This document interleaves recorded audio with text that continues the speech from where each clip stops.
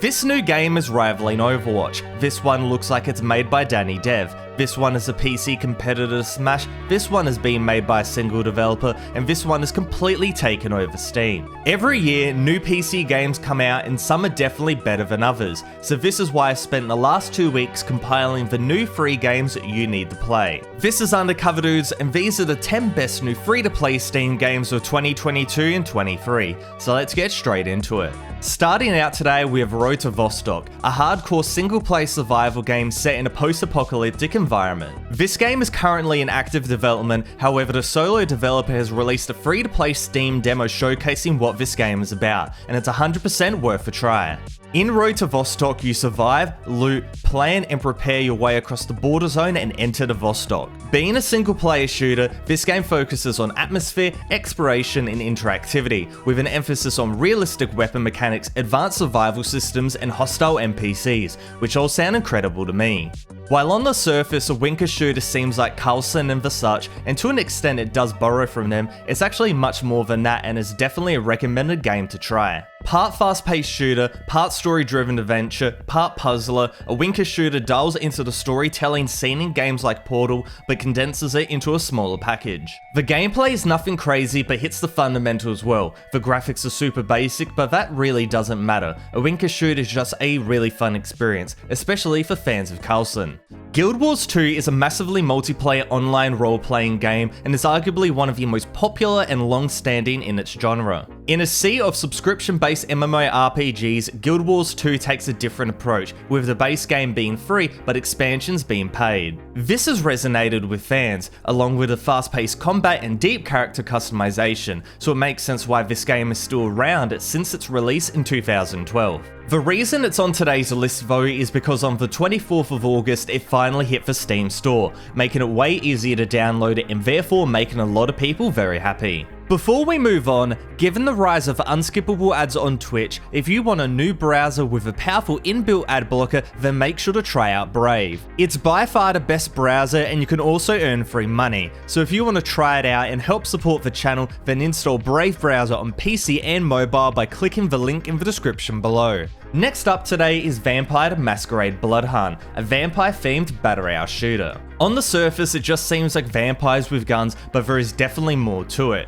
Starting off, there are 6 classes, all with unique passive and active abilities that have a huge amount of impact within the game. There is also a big emphasis on vertical movement, as you can easily climb up walls to get a big advantage, and adding in the large selection of weapons means there is a lot of ways to approach your fights. Graphically it's great, movement and shooting is standard shooter stuff, check this game out.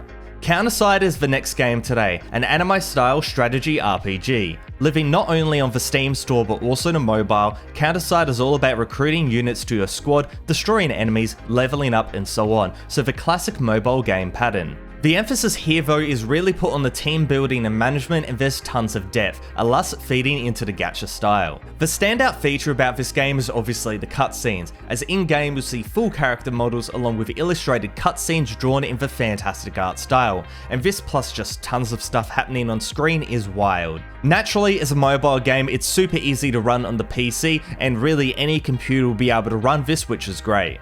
Next is Operation Harsh Doorstop, an upcoming Patreon-funded first-person tactical shooter headed by YouTuber BlueDrake42. Harsh Doorstop looks insanely good for a small indie team, attempting to go head-to-head against Battlefield and other AAA games with high production value and awesome gameplay. The gameplay itself is a great combination of Battlefield armor and the such, and that's backed up by detailed maps, tons of content and awesome looking graphics.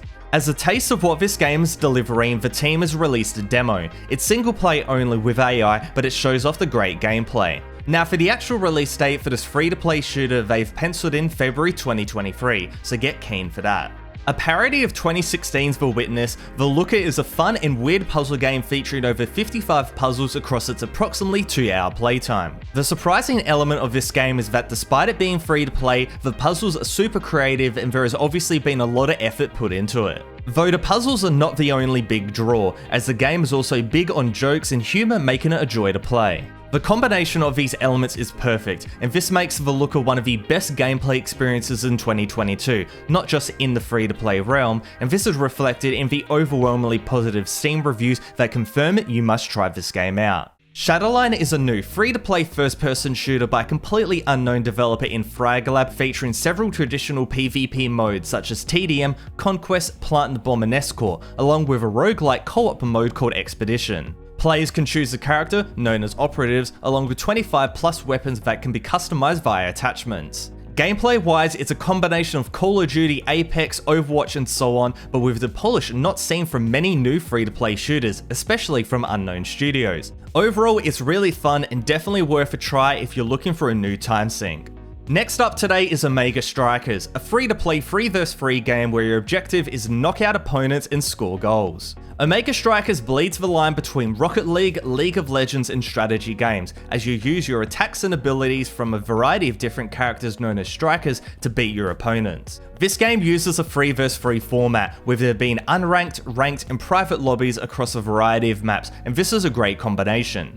Its super intense, quick matches make it perfect for a game between studying or even waiting for a game queue, and the squad features make it easy to play with friends. It's also fairly easy to run, so low spec fans make sure to check this one out.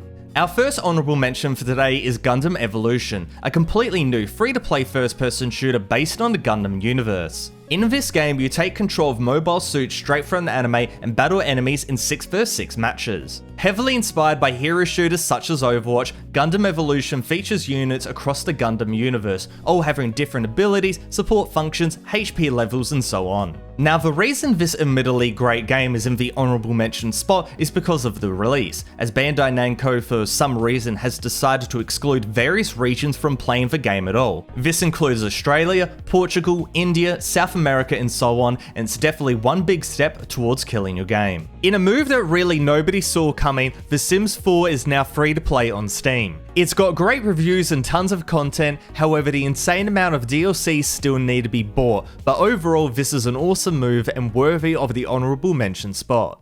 Our next honourable mention today is Project Zero, and this for sure is the sleeper pick on today's list, a roguelike shooter that delivers waves upon waves of zombies for you to mow down. Graphically, despite its more blocky look, it actually has a great level of detail which is impressive. What we really care about though is the gameplay and combat, which admittedly is very point and shoot. The addition of different weapons and attributes really spices it up though, with a good number of combinations to try, and this links well into the leveling up system.